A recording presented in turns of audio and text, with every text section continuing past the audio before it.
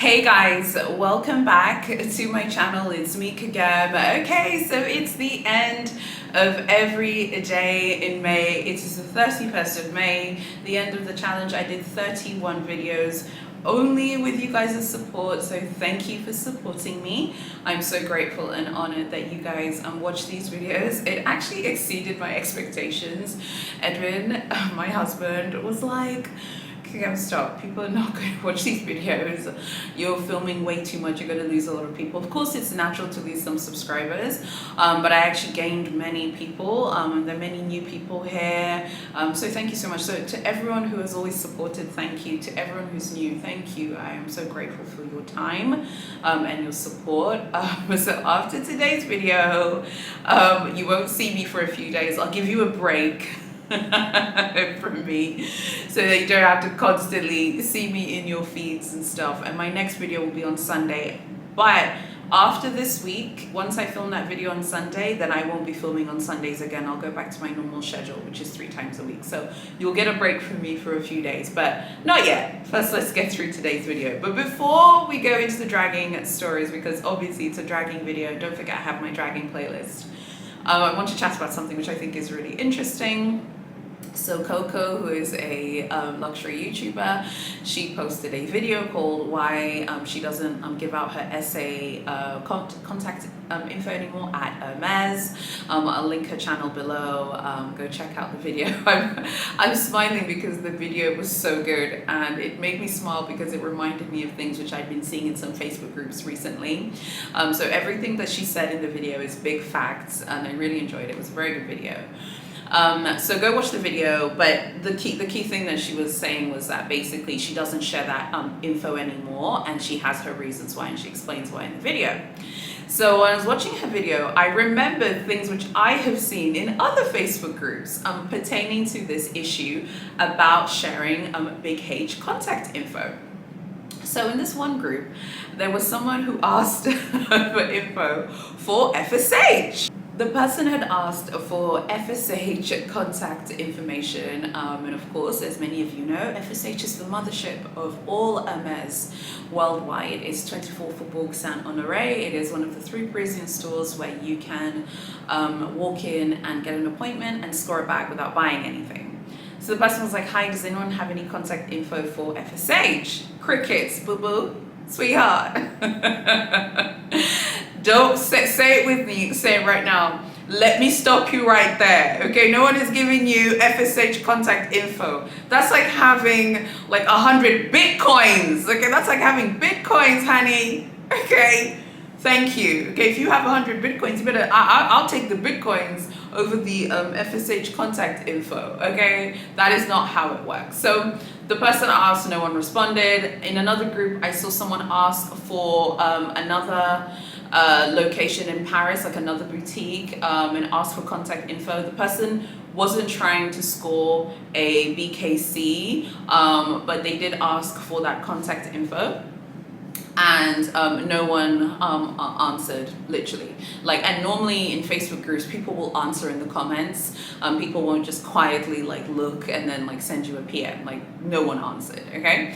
And then in another group, someone asked for contact info for a boutique outside of Paris.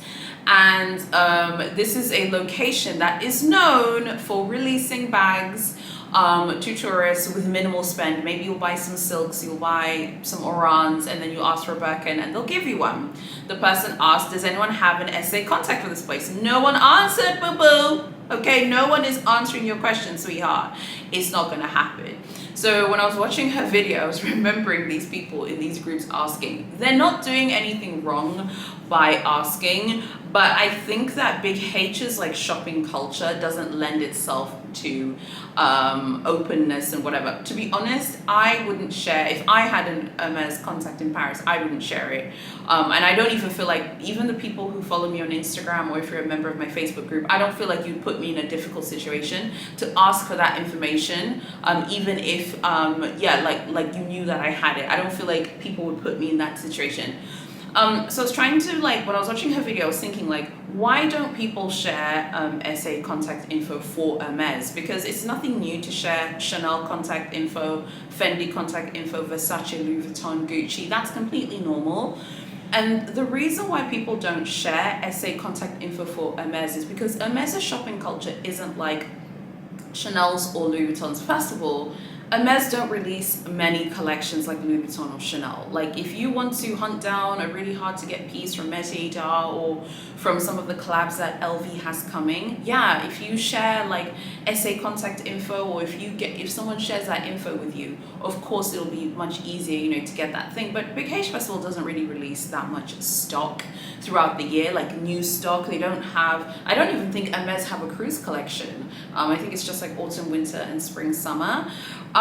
So I completely understand why people like, I don't know, I understand why people share SA contact for Chanel and Louis Vuitton, but when it pertains to Hermes, like people want SA contact info so that they can buy quota bags. Like if anyone says, oh, I asked for an SA contact info so that I can go and buy shoes or a jacket, I mean, stop, okay? Stop, guys, because we all know what time it is. We all know why, you know, we want that SA contact info. People don't want to share SA contact info because I think eventually it puts a lot of strain on relationships that you have with your SA, and that relationships you might have with the person who asked for it. In a way, sharing SA contact info is actually quite, particularly for Hermes, it's quite tense. If it was me and I had an Hermes SA and someone, like one of you contact me, say, hey, can I have your SA contact info? Frankly, I would interrogate you, okay? I would interrogate you, honey. I'll be like, first of all, how much money are you going to spend on the first appointment? Because I wouldn't want you to make me look crazy, like, you know, like you're not going to spend money. And I know that sounds really harsh, but that is how I would see it, particularly for locations like Paris. People work very hard to get SA contacts in Paris. Like you have to understand that, for example, in Paris and France it's very different. The SAs in Paris and France, I mean France broadly speaking, but Paris mostly, they get people who come in every single day and spend 50,000 euros buying those rock hard chairs, honey. Spend 100,000 euros buying those rock hard sofas that literally look like rocks, okay, that have been assembled together. They get people like that every single day. If you ask for someone's Paris SA contact info and you want someone's Paris SA contact info, a contact that person has spent maybe years trying to nurture and cultivate, and then you are like, oh, I want to go there and I want to buy a Click H bracelet and then ask for a Kelly, you're going to make that person look bad. Whether you think, oh, but in Paris no one has to spend money, we all know that you don't really need to spend money in Paris, but you do at the same time because Paris is weird. So when I was in these groups and people are asking for FSH contact info, I'm like, have you lost your mind? Are you absolutely mad? So go check out her video. It really got me thinking, honey, because I'm just like, no one shares that info anymore right now. And it was so nice of Coco to share it previously, but I totally understand why no one shares it now, and I totally understand why she doesn't share it anymore either. It's because also people compare offers, you know. So, you know, if I have a big SA contact and I'm like, oh, you know, like I have scored like maybe a Kelly Pochette, maybe you want a mini Kelly and you get the contact from me, but you don't get the mini Kelly, and then you're like, well, how come, you know, Kagam shared her SA contact and I haven't gotten like nice offers like her? You don't know how much I've spent. Or if I haven't spent any money, you don't know how long I've waited. I was in this other group and someone was like, oh, I didn't spend any money to get my first Birkin. And then someone was like, how long did you wait for your offer? She said 2.5 years. Girl, I am not waiting 2.5 years, honey. I would rather just buy bait, get my offer quick. So you don't know the person's situation. You don't know. There's so many factors that play into scoring at Big H, like how long someone has waited for an offer. People don't talk about that. People obsess over purchase history, but people don't obsess over how long people are waiting for offers. Like that's also something as well. So don't compare yourself to other people and spare yourself the pressure unless you're really good friends with the person. Don't ask for Hermes contact essay info. Chanel, Louis Vuitton, it doesn't really matter. And frankly, I have an essay contact for Louis Vuitton at the Champs-Elysees. And I, as long as he works at Louis Vuitton, when I go to Paris, I won't have to queue. But if someone asks me like, hey, can I have that contact info? I mean, I don't know how I feel about giving you that. I need to know how much you're spending that day when you see him, and not, oh, I went there, nothing was in my size, and all of this. You know. Do you know what I mean? Because you don't want to look crazy. I know that sounds really harsh, but luxury shopping has become like the Hunger Games, and everyone is kind of out for themselves, and it is what it is. Okay, so now let's start off with the dragging stories.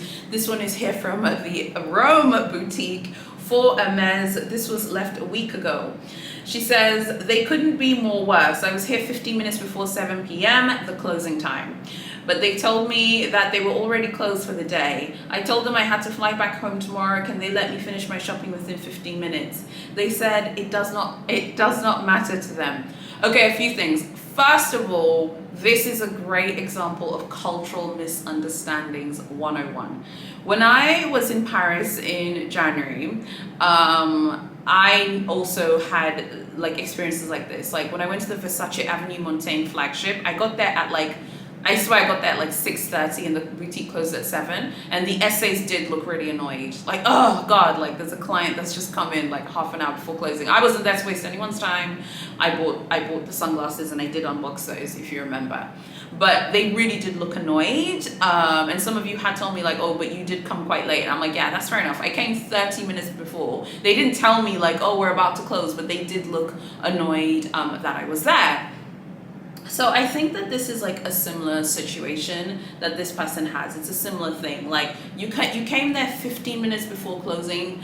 They don't play games. At the Champs-Elysees boutique for Louis Vuitton, I swear I don't remember what day it was, but there was a day I also went before I got the SA contact info, before I met that SA. I went there to queue. I swear I got there. I don't even remember what time I got there. I think it was like 7 or 7:30 and they were closing at 8 or something. I swear I got there at like 7:20 and the security guard wouldn't let me queue. He wasn't rude about it. He was just like, I'm sorry, we're about to close. And I'm like, but there are people queuing. About to enter. He's like, sorry, we're about to close. No. So it's a cultural thing, meaning in Europe, they're very, very, very stringent about closing times, okay? I remember one of the things that I loved about shopping in New York was I loved like walking around Times Square, and the shops are open until midnight and H&M's open until, you know, God knows when, like 11 or 10 o'clock at night. I love late night shopping. It's so much fun. Europe is quite different, I think, particularly they're just quite different when it pertains to things like that, and I don't think that's a bad thing. I actually think it's kind of cool that they're very respectful of the closing time. It means that the staff is also not overworked and they don't have to do like, you know, too much stuff. And I don't know, I kind of respect that they are quite strict and quite stringent about that, and if you don't like it, oh well, you can go grow up kind of thing. I know it seems like, oh my God, like how can they be like that, but I understand. So I think that this is a cultural misunderstanding. So I don't necessarily think that I think Big H deserves the 1 star, because this person did give them a 1-star rating. Like I said, I don't think that this person did, that the Rome boutique deserves a 1-star rating, because it is a cultural thing. So if you don't understand certain nuances of European shopping culture, you might be like, wow, that's really rude. But after what I experienced in January, like I said, they were really, really, really rude. Versace was not a warm shopping experience, but I'm not turned off by the brand. I realized that the SA was just moody that day, and she was just annoyed that I came at 6:30 even though the boutique closed at 7, and there were other clients shopping in the boutique and there were other patrons, and she was annoyed that I was there.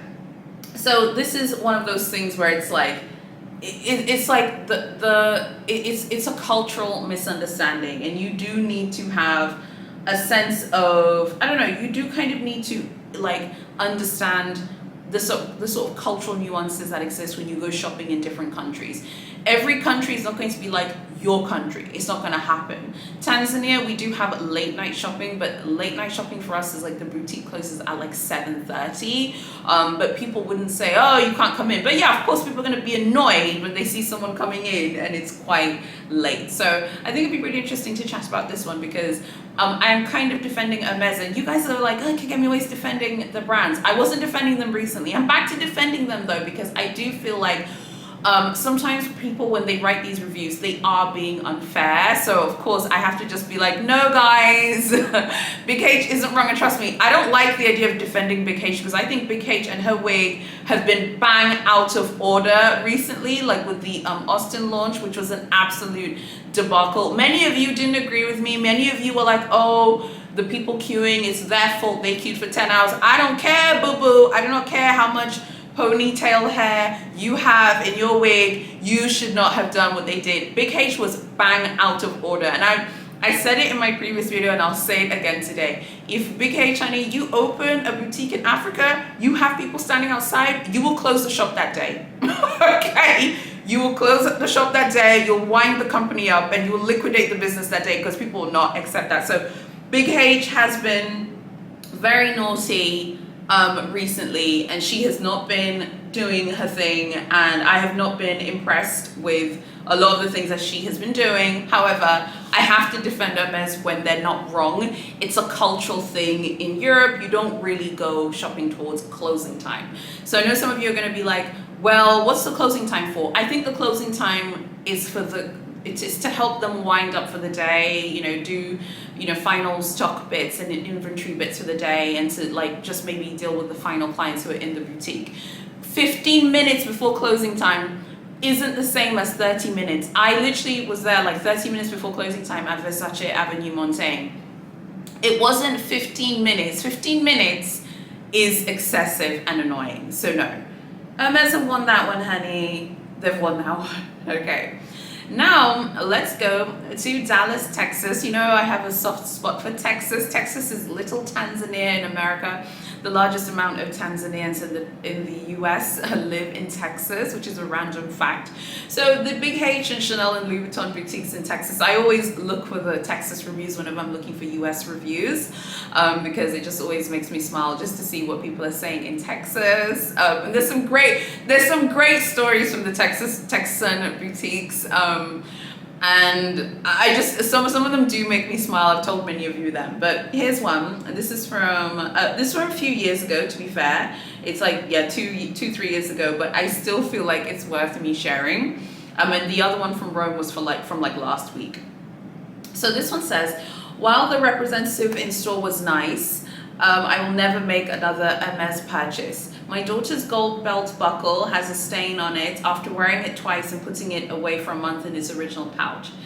I took it to the store, where the response was they could send it to France for 2 to 3 months to see if anything could be done. Apparently I could not get a receipt for leaving it with the store due to some sort of power issue. It's a horrible policy for a luxury store. I recommend you patronizing other brands. Okay, a few things. First of all, you made that stain on that buckle, boo-boo.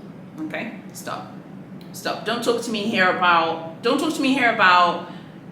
it has a stain on it after wearing it twice. I mean, what's a stain, sweetheart? What kind of stain is that? Okay, people are wild to me. I would never walk into, I don't care what shop it is. I bought something, I wore it twice, it has a stain on it, and then take it back to the boutique and complain and whinge and moan about it and have a moan about it. I'm sorry, no, the client's wrong. And then here she's like, I'm putting it away for a month in its original pouch. I mean, okay, so what? You put it away in its original pouch. Like, what do you expect Big H to do?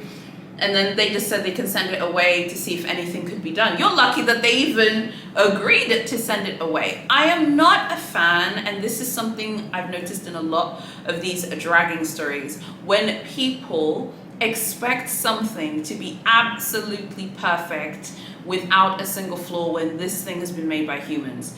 To me, it doesn't sound like Hermes have made any mistakes per se. To me, the mistakes are on her side, because she or her daughter obviously created that stain. It was her daughter's belt buckle, so we're going to assume it's her daughter who have created that stain. You are the ones who created that stain, and then you want to go to Big H to whinge and moan about it so that they can like take care of it. I don't understand. If it's a belt buckle, it's probably made from some sort of metal, at the very least, or maybe it's made from leather, of which metal will oxidize, and leather is literally animal skin. Like, it's not going to be perfect, okay?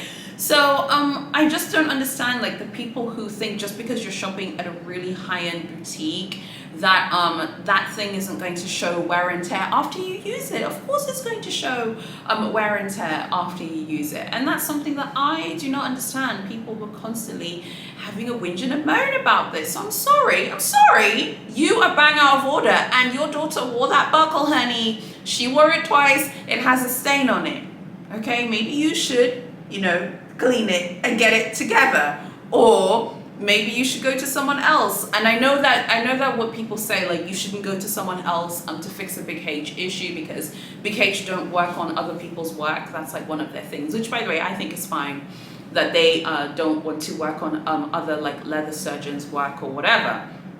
But I just don't understand how you can whinge and moan about the buckle having a stain when your daughter has already worn it twice. I think the shopping culture has become really intense right now.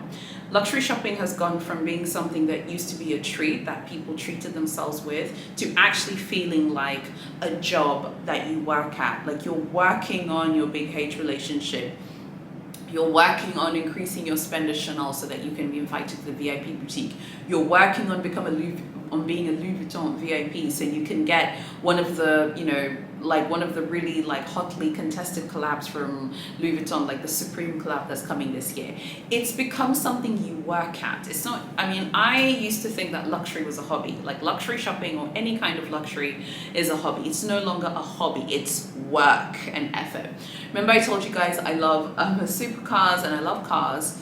So there's this car YouTuber I was watching, and the car YouTuber was saying how he was trying to get, like, an invite to a McLaren event, and how, you know, you had to have status at McLaren to get, like, invited or something. It was crazy, you know. I was just watching it, you know, because I'm like, oh my god, it sounds like Hermes and Chanel and Louis Vuitton and, you know, Dior and Gucci, etc. There's so much work that has gone into luxury shopping now. It feels like a job, it feels like work. So I'd love to know what you guys think about that. And I think that's why people are going onto the internet to vent about their experiences at these brands through these Google reviews, Yelp and TripAdvisor reviews, because they don't have anywhere else to go. So I will be the you know, the siren for all of these dragging people, and I will always give the siren call for as often as you want to watch them. Honestly, I was telling my husband, I was like, oh my god, what if people stop going on Google to whinge and moan about Hermes and Chanel and Louis Vuitton? I won't be able to film dragging videos. He was like, people are always going to go online to whinge and moan and complain about things.